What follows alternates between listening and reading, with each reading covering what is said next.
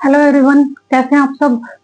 तो आज हम स्टार्ट करेंगे हमारा 11th क्लास की, जो हमने बायोलॉजी साथ साथ स्टार्ट की थी।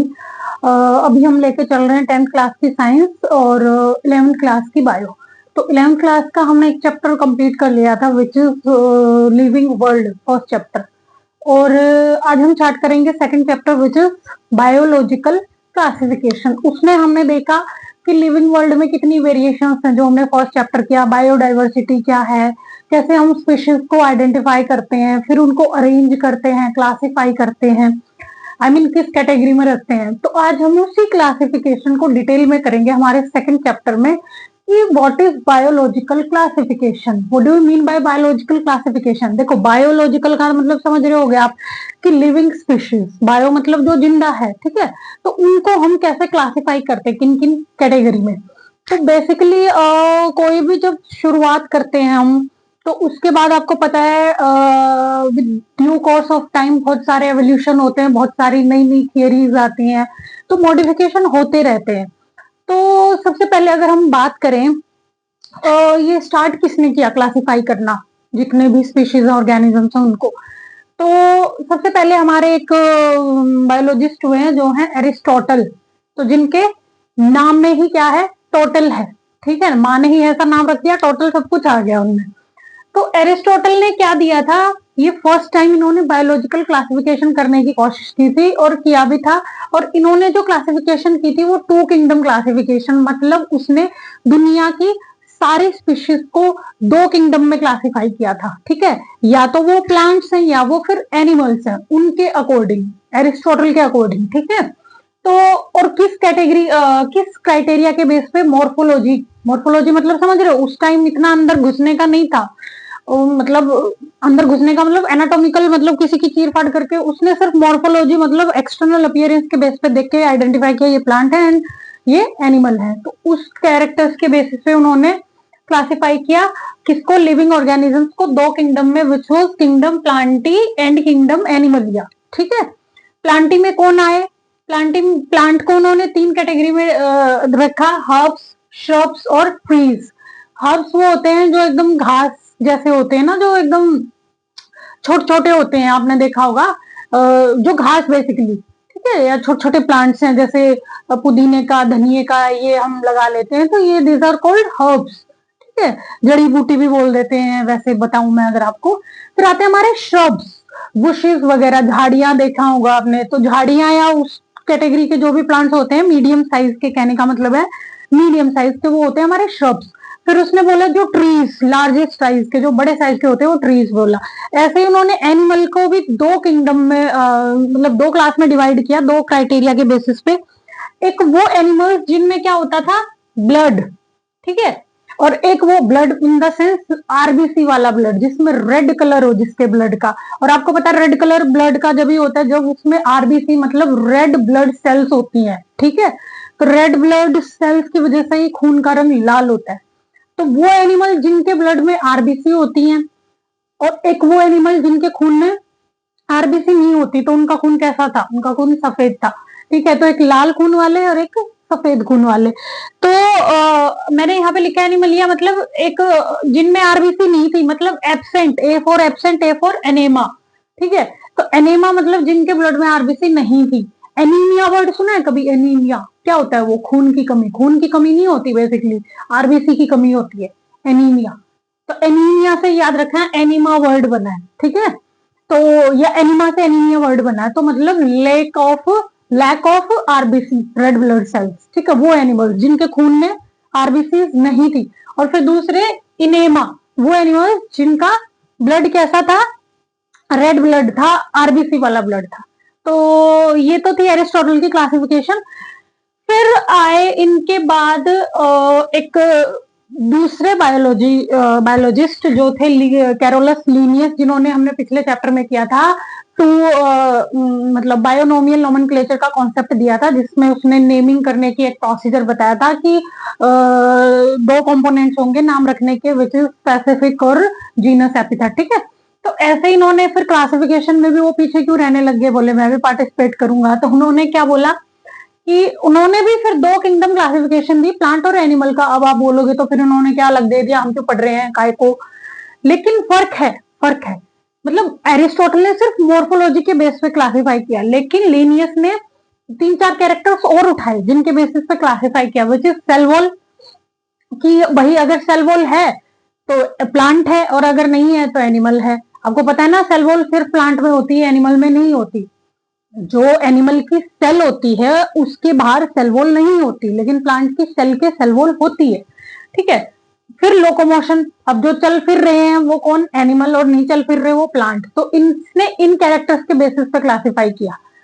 फिर रेस्पॉन्स टू स्टिमुलाई, की अगर कुछ हमें स्टिमुलस मिला है तो उसके लिए हम रेस्पॉन्ड कर रहे हैं क्या, कुछ रिएक्शन कर रहे हैं क्या, तो वो एनिमल्स, और जो नहीं कर रहे वो प्लांट्स, उनके अकॉर्डिंग। ऑल्दो आज के टाइम में हमें पता है प्लांट्स भी रिएक्शन शो करते हैं, लेकिन उस टाइम पे बहुत पुरानी बात है भाई, बहुत पुरानी बात है। हम तुम क्या कोई पैदा, मतलब ऑफकोर्स वो पैदा हुए थे, कोई नहीं, हम तुम पैदा नहीं हुए थे। फिर आता है मोड्स ऑफ न्यूट्रिशन। न्यूट्रिशन मतलब खाना, और मोड मतलब तरीका, खाना खाने का क्या तरीका है। तो एक तो ऑटोट्रॉफ, मतलब जो खुद बना के खाएं अपना, जैसे कि प्लांट्स, और एक हेट्रोट्रॉफ, जो दूसरे को मार के खा जाए, छीन के खा जाए। ठीक है।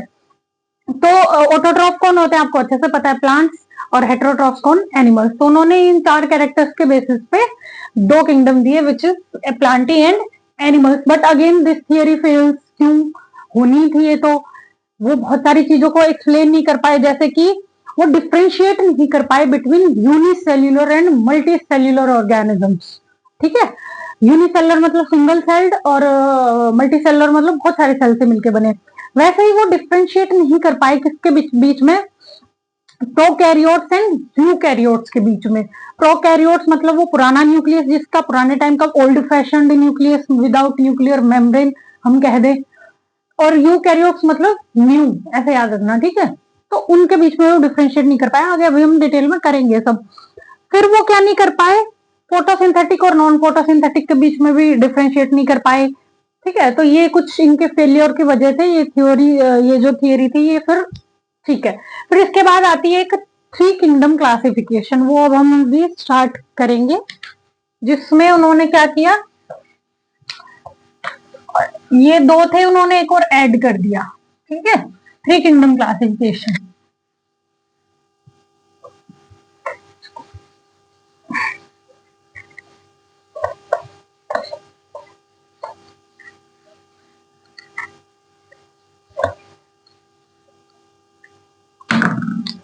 और वो कौन थे जिन्होंने 3 किंगडम क्लासिफिकेशन दी, वो थे हमारे अर्नस्ट, ERNST, अर्नस्ट हीकल। ठीक है। इन्होंने क्या दिया था, 3 किंगडम क्लासिफिकेशन।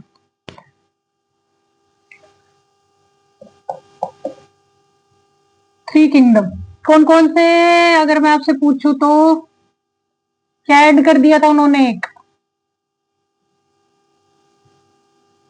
उन्होंने बोला किसी एनिमल्स जो है वो क्या क्या है, एक अपना प्लांट और एनिमल तो थे ही ऑलरेडी।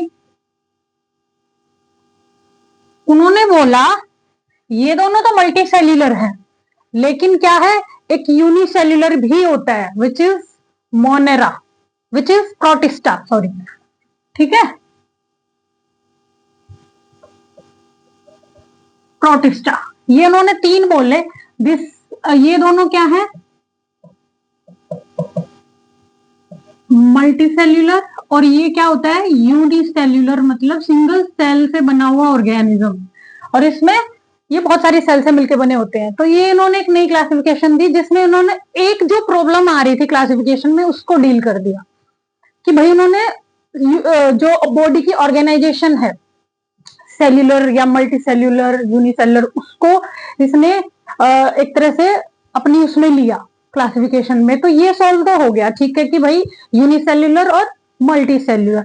लेकिन अगेन द रीजन आर, बहुत सारी और भी चीजें थी जो अभी आइडेंटिफाई और सॉल्व करनी जरूरी थी, विच इज, जैसे कि अभी मैं बात कर रही थी प्रोकैरियोट्स, या मतलब प्रोकैरियोट्स या फिर यूकैरियोट्स, मतलब कि उनकी सेल वॉल तो आपने बता दी, सेल बॉडी अरेंजमेंट, तो अब उनकी सेल स्ट्रक्चर कैसा है, ठीक है, मतलब उनका क्या सेल टाइप कैसा है, कैसे सेल से बने हो, ये तो आपने बता दिया कि सिंगल सेल और मल्टी सेल, बहुत सारी सेल, लेकिन सेल का टाइप कैसा है, मतलब सेल के अंदर जो चीजें हैं, सेल ऑर्गेनलीज, वो कैसे अरेंज है भाई, वो भी तो कंसिडरेशन करनी थी। अब देखना धीरे धीरे हम डीप डाउन जा रहे हैं, एकदम सेल के अंदर तक घुसेंगे अब।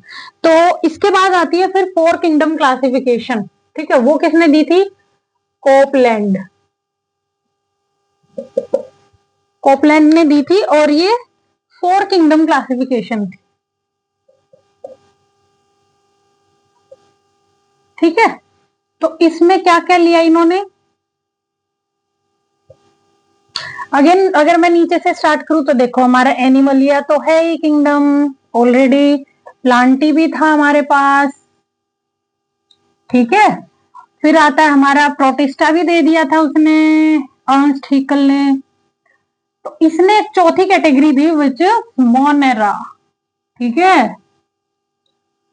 अब ये बात, ये इसमें डिफरेंस क्या है, डिफरेंस ये है कि अच्छा यूनिसेल्युलर मल्टीसेल्युलर तो हो गया, लेकिन एक और चीज है कि अगर यूनिसेल्युलर भी है तो उसकी सेल अंदर से कैसी है, अगर मल्टीसेल्युलर है तो उसकी सेल अंदर से कैसी है। तो इस बेसिस पे इसने एक और category the which is Monera. Monera मतलब इसने बोला ये जो होते हैं ये प्रोकैरियोट्स होते हैं, ठीक है, मतलब प्रिमिटिव न्यूक्लियस होता है इनका, एकदम पुराना न्यूक्लियस, और ये तीनों क्या है, यूकैरियोट्स, मतलब ट्रू न्यूक्लियस होता है इनमें, अगर मैं लिखूं यहाँ ट्रू न्यूक्लियस, ठीक है। देखो कैरियो, कैरियो जो वर्ड होता है वो न्यूक्लियस होता है, ठीक है। प्रो, प्रो मतलब बहुत पुराना, एकदम अव्वल नंबर का प्राचीन, ठीक है। तो पुराना जो मोनेरा है वो हमारे वो क्या है, बहुत ही पुराने प्रिमिटिव न्यूक्लियस है उनका। बेसिकली न्यूक्लियस तो होता है, सेल के अंदर होता है न्यूक्लियस, आपको पता है, लेकिन न्यूक्लियस के बाहर एनवेलप नहीं होता, ठीक है, मेम्ब्रेन नहीं होता। तो इस वजह से जो उनका जो जेनेटिक मटेरियल है वो नेकेड होता है, वो पता ही नहीं कि कहाँ न्यूक्लियस है, कुछ एक परफेक्ट हमें कॉम्पोजिशन नहीं दिखाई देती, कौन सी ऑर्गेनली कहाँ है सेल के अंदर, समझ में आ रहा है। तो वो होते हैं प्रोकैरियोट्स, पुराने प्रिमिटिव, तो वो मोनेरा हमारे सारे प्रिमिटिव है। वहीं पे हमारे प्रोटिस्टा, प्लांटी और ये होते हैं यूकैरियोट्स, मतलब जिनका प्रॉपर क्या है, न्यूक्लियस के सराउंडिंग में न्यूक्लियर एनवेलप है और वो हमें दिखता है प्रॉपर, ठीक है। और सेल ऑर्गेनलीज प्रॉपर एनवेलप्ड होती है, अलग अलग दिखती है, लाइसोसोम, माइटोकॉन्ड्रिया, है ना, गोल्जाई बॉडी, ये हर मेम्ब्रेन से कवर्ड होती है, तो स्पेसिफिकली दिखती है हमें सेल के अंदर कि अच्छा ये है, ये है। तो ये फर्क है प्रोकैरियोट्स और यूकैरियोट्स में। तो उसने कोपलैंड ने ये प्रॉब्लम भी सॉल्व कर दी, लेकिन अगेन बहुत सारे फैक्टर्स अभी डील करने बाकी थे, जैसे कि एवोल्यूशनरी रिलेशनशिप्स, कहाँ से कौन इवॉल्व हुआ है, रिप्रोडक्शन क्या है, मोड ऑफ न्यूट्रिशन, बहुत सारे फैक्टर्स थे जो अभी कंसिडर करने थे। तो इसी के रिजल्ट में फिर निकल के आती है हमारी अल्टीमेट, जिसके ऊपर हमारा चैप्टर बेस्ड है, विच बताओ अगर आपको किसी को पता है तो, 5 किंगडम क्लासिफिकेशन, ठीक है। 4 से 5वें पे पहुंच जाएंगे अब हम, ध्यान सुनना।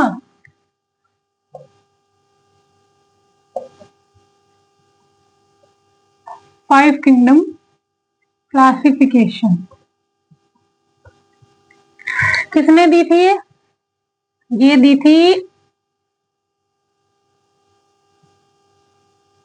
A.H. विटेकर, ठीक है, 1969, बहुत साल पहले, ठीक है। इन्होंने कौन कौन से दे दिए, ये बोले कि सारे फैक्टर्स कंसिडर करने का, किसी के साथ भेदभाव नहीं करने का। तो इन्होंने क्या दिया, ऑलरेडी मोनेरा हमारे पास था, प्रोटिस्टा हमारे पास था, इन्होंने तीसरा जो दिया वो मैं लिखूंगी, प्लांटी हमारे पास थी, था मतलब सॉरी, एनिमलिया भी था किंगडम। इन्होंने दिया एक जो हर जगह मिलती है और जो कहीं भी उग जाती है, और बड़ी प्रॉब्लमेटिक चीज है, बड़ी इरिटेटिंग चीज है, जैसे कि हम, मैं पिछले 2 बार से मेरे साथ ऐसे हो रहा है, मैं ब्रेड को ले आती हूँ, फ्रिज में नहीं रखती, लेकिन क्या होता है मैं सोचती हूँ कि फ्रिज में टाइट हो जाएगी, सॉफ्ट रहनी चाहिए ब्रेड, और अगले ही दिन क्या मतलब इतनी गर्मी है, एक तो टेम्परेचर भी इतना ज्यादा है और उसमें फंगस लगी मिलती है। तो हमारा जो नेक्स्ट जो नया विटेकर ने दिया, उसने बोला 5 उंगली, मैं तो 5 क्लासिफिकेशन करूंगा, 5 5 5 हम 5, ठीक है। तो उसने दिया फिर जो बड़ा ही इरिटेटिंग सी चीज है वो मैंने आपको बता दी, फंजाई किंगडम, फंजाई, ठीक है, 5वां किंगडम आ गया अब सीन में। और ये थी 5 किंगडम क्लासिफिकेशन। अब बात आती है किस कैरेक्टर के बेसिस पे की, जैसे हमने मैं पीछे बताया मैंने कि यूकैरियोट, प्रोकैरियोट, यूनिसेलुलर, मल्टीसेलुलर या मॉर्फोलॉजी के बेस पे, या फिर उसने जो अर्नस्ट हैकेल ने दी थी वो किसके बेस पे दी थी, सॉरी कैरोलस लिनियस ने, कि उसने एक दो कैरेक्टर्स और कंसिडर किए थे जैसे कि स्टिमुलस, लोकोमोशन, ये सब चीजें। तो अब बात आती इसने किस फैक्टर्स के बेसिस पे 5 किंगडम में क्लासिफिकेशन किया और जो आज तक रेलिवेंट है और अब तक हम पढ़ते आ रहे हैं इसको। हालांकि हायर क्लासेस में मैं अभी करवाऊंगी 6 किंगडम क्लासिफिकेशन भी है जो कि कार्ल वुल्फ ने दिया था। उसने मोनरा को फर्दर 2 टाइप्स में डिवाइड कर दिया, कि वो हम करेंगे। तो अभी हम करते इसको डिटेल में कि इसने किस कैटेगरी मतलब किस बेसिस पे ये सब चीजें की।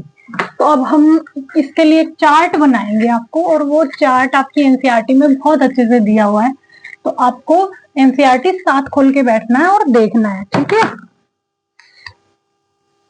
तो यहां पे लिखूंगी मैं characters,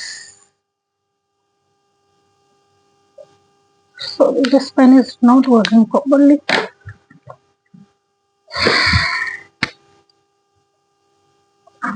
so I will use red, okay। तो यहाँ पे तो कैरेक्टर्स, फिर यहाँ पे हमारे जितने भी हैं जैसे मोनेरा,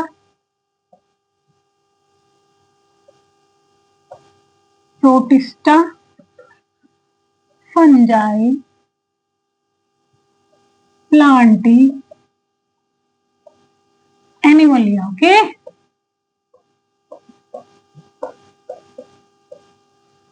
इस बेसिस पे इसने क्या किया, डिफ्रेंशिएट, आई मीन टू से क्लासिफाई किया, किसने, एच विटेकर ने, ठीक है। और this is very important table, और जो किसी भी एग्जाम की तैयारी कर रहा है ये लगा लो, not only for CBSE students. इसमें से एक क्वेश्चन कंफर्म आता है, कंफर्म, झूठ नहीं बोल रही मैं, ट्राई कर लेना बेशक से। अब देखो कैरेक्टर्स लिए उसने, अगर मैं शॉर्ट में बताऊं सीसीएन, मतलब सबसे पहले सेल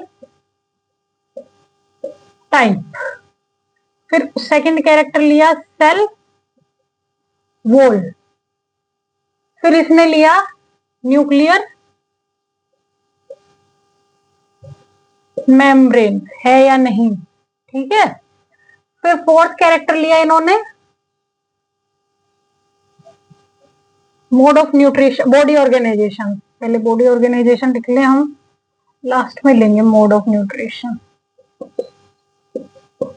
ठीक है। फिर इन्होंने लिया लास्ट में मोड ऑफ न्यूट्रिशन। अब मैं एक्सप्लेन करती हूँ क्या मतलब है इन चीजों का। देखो जो कैरोलस 5 कैरेक्टर्स के बेसिस से एच विटेकर ने 5 किंगडम क्लासिफिकेशन दे दी, 5 कैरेक्टर 5 किंगडम, ऐसे याद रखना। कौन कौन से, सेल टाइप, सेल टाइप कैसी है, प्रोकैरियोट है या यूकैरियोट है, 2 टाइप की सेल होती है, प्रोकैरियोट प्रिमिटिव, यूकैरियोट जो न्यू है, रिसेंट है। सेल वॉल मतलब एडवांस है, कहने का मतलब है एडवांस है। सेल वॉल, सेल वॉल कैसी है, किससे बनी है मिलके, अगर है तो, अगर नहीं है तो फिर ठीक है। फिर न्यूक्लियर मेम्ब्रेन, अगर भी यूकैरियोट्स में होता है तो कैसा है। तो ये सारे कैरेक्टर्स उसने क्लासिफाई करने के लिए यूज किए। तो अब हम डिटेल में करेंगे कि मोनेरा में होती है या नहीं क्या सेल टाइप, बिल्कुल होती है, और कैसे होते हैं, प्रोकैरियोट्स, प्राचीन। वहीं पे प्रोटिस्टा हमारे कैसे होते हैं, यूकैरियोट्स, और ये भी फंजाई भी यूकैरियोट्स, और सेम सेम, ठीक है। कहीं पे हमारी आती है फिर सेल वॉल की बात। क्या? सेल वॉल मतलब सेल वॉल होती है तो किससे मिलके बनी होती, कहने का मतलब तो जो मोनेरा जो होते हैं उनकी जो सेल वॉल होती है वो, और आप एक अच्छा तरीका बताऊं और आपको याद करने का, ऐसे याद करना कि पहले कौन सा किंगडम आ रहा है, बच्चों को कंफ्यूजन होता है कैसे याद करें, तो ऐसे याद रखना MKLMNOP, तो M पहले आता है, P बाद में आता है, तो ऐसे याद रखना पहले मोनेरा फिर प्रोटिस्टा, ठीक है। फिर फंजाई, प्लांटी और एनिमलिया तो आपको याद ही रहेगा, ठीक है। फिर आती है सेल वॉल। तो सेल वॉल होती है, कैसी होती है अगर मैं बात करूं तो नॉन सेल्यूलोजिक,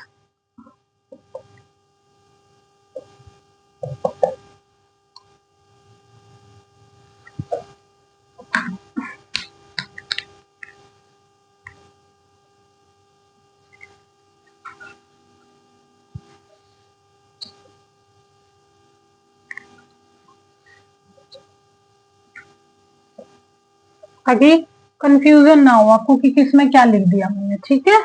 अब अच्छे से समझ आएगा और बहुत इंपॉर्टेंट टेबल है इसलिए मैं करवा रही हूँ। अच्छा, नॉन सेल्यूलोजिक होती है मतलब सेल्यूलोज से नहीं बनी होती, लेकिन किस चीज से बनी होती है? पॉलीसैकेराइड, सॉरी मैं अभी छोटा लिख रही हूँ क्योंकि स्पेस इतना ही हमारे पास, ठीक है। प्लस में अमाइनो एसिड, ठीक है। पॉलीसैकेराइड्स होते हैं बहुत सारे और अमाइनो एसिड मिलके वो सेल वॉल बनाते हैं किसकी? मोनेरा की, ठीक है। अब बात आती प्रोटिस्टा। प्रोटिस्टा की किससे मिलके बनी होती है? एक सेकंड, मतलब सेल वॉल कुछ कुछ में होती है, तो अब हम बताएं क्या किससे मिलके बनी होती है? सब में होती ही नहीं है, तो हम लिख सकते हैं यहाँ पे प्रेजेंट इन, सब में नहीं होती इसलिए हम लिखेंगे प्रेजेंट इन सम।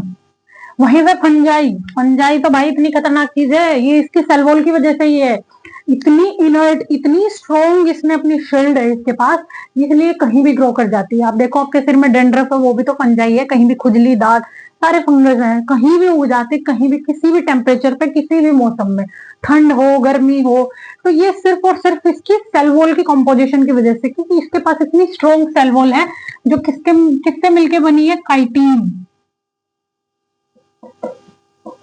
काइटिन, ठीक है। फिर आते हैं हमारे plant.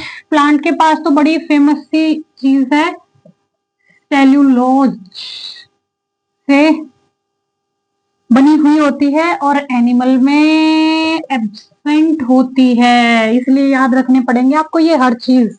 A for animal, A for absent, क्या? सेल वॉल, ठीक है। अब बात आती है तीसरे कैरेक्टर की, विच इज न्यूक्लियर मेम्ब्रेन। आप बताओ, प्रोकैरियोट्स होते ही वो हैं जिसमें सेल्स के अंदर, सेल ऑर्गेनल्स के सराउंडिंग में मेम्ब्रेन नहीं होता, नेकेड जो जेनेटिक मटेरियल पड़ा घूमता है, हम अच्छे से आइडेंटिफाई भी नहीं कर पाते वो कौन सा डीएनए है, कौन सा आरएनए है, कौन सा क्या है, ठीक है। इसी वजह से तो क्या होता है इसमें? नो न्यूक्लियर मेम्ब्रेन, ठीक है।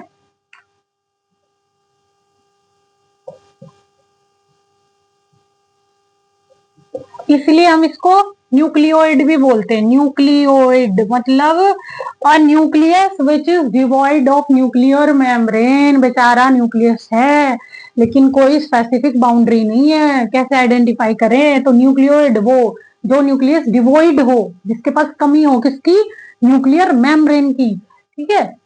वहीं पे प्रोटिस्टा में क्या है? न्यूक्लियर मेम्ब्रेन होता है, बिल्कुल होता है, ठीक है। प्रेजेंट, प्रेजेंट, प्रेजेंट और पीपी लिख रही हूँ मैं शॉर्ट में, ठीक है। फिर आती है हमारी बॉडी ऑर्गेनाइजेशन। बॉडी ऑर्गेनाइजेशन का मतलब होता है कि बॉडी किस स्तर पे ऑर्गेनाइज है, सेल है या टिश्यू भी बन रहे हैं या ऑर्गन है या ऑर्गन सिस्टम है, ठीक है। ईट, ईट ने मिलके एक दीवार बनाई, दीवार ने मिलके एक कमरा बना दिया, कमरे ने मिलके कमरे के ऊपर कमरा, दो कमरे, तो ये कहने का मतलब ऑर्गेनाइजेशन। ऐसी हमारी कुछ ऑर्गेनिजम्स हैं जो सिर्फ सिंगल सेल्ड होते हैं, तो उनकी बॉडी ऑर्गेनाइजेशन कैसी है? यूनिसेल्यूलर। वहीं पे कुछ ऑर्गेनिजम्स ऐसे हैं जिनके पास मल्टी सेल्यूलर है, 2-3 सेल्स हैं, वो सिर्फ टिश्यू लेवल तक है उनकी बॉडी ऑर्गेन। वहीं पे कुछ एनिमल्स ऐसे हैं जो ऑर्गन बना रहे हैं और हाईएस्ट लेवल ऑफ ऑर्गेनाइजेशन होता है ऑर्गेन सिस्टम, ठीक है, जहां जैसे कि हम ह्यूमन एनिमल्स के अंदर। तो अब हम देखेंगे, ये आपको पता है मोनेरा हमारे क्या होते हैं, यूनिसेल्युलर, ठीक है। प्रोटिस्टा भी हमारे क्या होते हैं, यूनिसेल्युलर। सिंगल सेल्ड अमीबा सुना होगा सबने। अच्छा, मोनेरा में हमारे सारे बैक्टीरिया आते हैं, जितने भी बैक्टीरिया आते हैं, वायरस नहीं, वायरस अलग से है, बैक्टीरिया। मोनेरा में प्रोटिस्टा में हमारे अमीबा वगैरह, यूग्लिनोइड्स, ये सब सुने होंगे, प्रोटोजोआ वगैरह ये आते हैं, ठीक है। तो ये भी यूनिसेल्युलर होते हैं। वहीं पे हमारी फंजाई होती है मल्टी सेल्यूलर, लेकिन एक एक्सेप्शन होता है, और exception are very important because उन्हीं पे क्वेश्चन आते हैं, ठीक है। मैं यहां लिख देती हूँ एक्सेप्शन क्या है। यीस्ट, यीस्ट जो है, देखा है फर्मेंटेशन करते हैं, ब्रेड वगैरह बनाते हैं, फर्मेंटेशन करवाते हैं, उसमें यीस्ट ही तो डालते हैं, यीस्ट पाउडर आता है वो डाल देते हैं, इडली सांभर डोसा जो भी आपको फर्मेंट करवाना होता है। तो यीस्ट हमारी जो क्या है, फंजाई होते हुए भी यूनिसेल्युलर है, बाकी सारी फंजाई क्या है, मल्टीसेल्युलर। तो exceptions are always important for any exam point of view. आप कोई भी एग्जाम दे रहे हो उसमें बहुत इंपॉर्टेंट होते हैं, तो आपको ये ध्यान रखने हैं, ठीक है। तो यीस्ट क्या है, मल्टीसेल्युलर। वहीं पे आपको अच्छे से पता है प्लांट हमारे क्या हैं, मल्टी सेल्यूलर हैं, और क्या होते हैं, टिश्यू, फिर ऑर्गेन तक हमारी ऑर्गेनाइजेशन होती है। वहीं पे एनिमल तो आपको पता ही है, मल्टी सेल्यूलर तो होता ही है, और क्या होता है, ऑर्गेन, ऑर्गेन सिस्टम, ठीक है। आपको पता है हमारे ऑर्गेन सिस्टम मिलके काम करते हैं।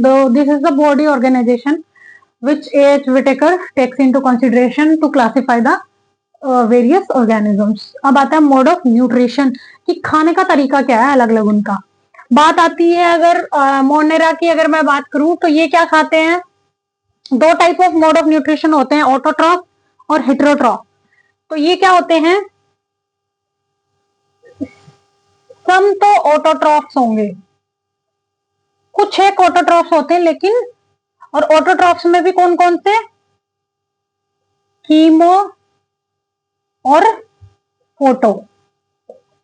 कीमो मतलब जो केमिकल एनर्जी का यूज करके अपना खाना बनाए खुद। प्लांट्स में भी देखो ऑटोट्रॉफ दो टाइप के होते हैं, और एक वो जो सनलाइट मतलब फोटो, फोटो मतलब सनलाइट का यूज करके अपना खाना बनाए, ठीक है। तो दोनों टाइप के होते हैं, लेकिन जो मेजॉरिटी ऑफ होते हैं वो क्या होते हैं, ये याद रखना, मेजॉरिटी जो मोनेरा है वो क्या है, हेट्रोट्रॉप्स। क्या है, हेट्रोट्रॉप्स मतलब जो दूसरे से खाना लेते हैं। उसमें भी कौन कौन से आ रहे हैं, सेप्रोफिटिक, सेप्रोफिटिक और पैरासिटिक, ठीक है। गिर जा। अब बात आती है, भाई राइटिंग बहुत गंदी आ रही है नीचे, क्योंकि मैं अब इतना ही बैंड हो पा रही हूँ, हाथ वो नहीं हो रहा, ठीक है। फिर आता है हमारा प्रोटिस्टा। अगेन प्रोटिस्टा क्या है, ये भी कैसे हैं, ऑटोट्रॉफिक भी होते हैं इसमें भी, और हेट्रोट्रॉफिक भी होते हैं। और एक और इंटरेस्टिंग चीज अगर मैं बताऊं, मिक्सोट्रॉफिक भी होते हैं। ये आपकी एनसीईआरटी में नहीं है, लेकिन मैं बता देती हूँ।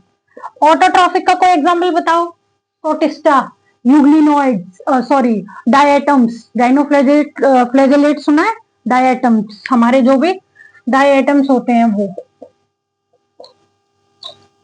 हेट्रोट्रॉफिक तो आपको पता ही है। अच्छा, मिक्सोट्रॉफिक होते हैं एक, जो अगर मैं बात करूं, यूग्लिना, यूग्लिना नाम ही ऐसा गिलगिला सा है इसका। तो यूग्लिना क्या है, ये डिपेंड करता है, अगर इसको सनलाइट मिलेगी ना, पानी में होते हैं, अगर इसको सनलाइट मिलेगी ना तो ये ऑटोट्रॉफिक मोड में आ जाएगी। अगर इसको सनलाइट है, ये डिप्राइव है, नहीं मिल रही लंबे टाइम से, तो ये अपना मोड चेंज कर लेती है, स्विच कर लेती है, और ये हेट्रोट्रॉफिक मोड में आ जाती है। कितनी स्मार्ट एनिमल्स हैं देखो, कितने स्मार्ट प्रोटिस्ट हैं देखो। फिर आता है हमारी फंजाई, ऑफ कोर्स आपको बहुत अच्छे से पता है हेट्रोट्रॉफिक होती हैं, और उसमें भी कौन सा न्यूट्रिशन होता है? सेप्रोफिटिक। सेप्रोफिटिक अगर मैं बात करूं, जो मरे हुए गले सड़ों को खाते हैं, तो देखा होगा बेसिकली फंजाई ग्रो करती है डेड डिकेइंग ऑर्गेनिजम्स पे, ठीक है। फिर पैरासिटिक भी हो सकती है ये।